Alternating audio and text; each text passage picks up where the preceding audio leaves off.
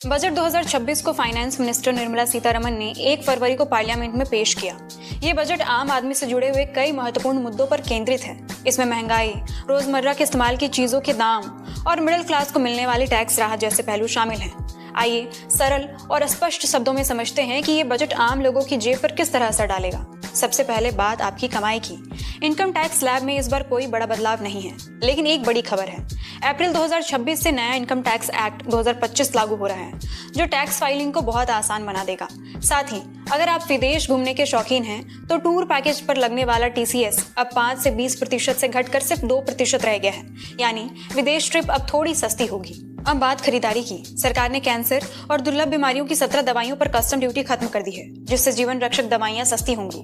Mobile phone के parts और solar panel के सामान पर भी ड्यूटी कम हुई है। हालांकि डेयरी प्रोडक्ट्स और खेती से जुड़े मशीनों पर राहत दी गई है, जिससे किसानों और आम आदमी को फायदा होगा।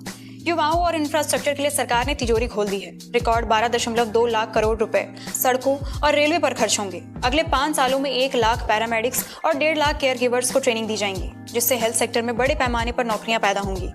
शिक्षा की बात करें तो 15,000 स्कूलों में कंटेंट क्रिएटर लैब्स बनाई जाएंगी। कुल मिलाकर सरकार का ध्यान राजकोषीय घाटे को 4.3% पर लाकर अर्थव्यवस्था को मजबूत करने पर है।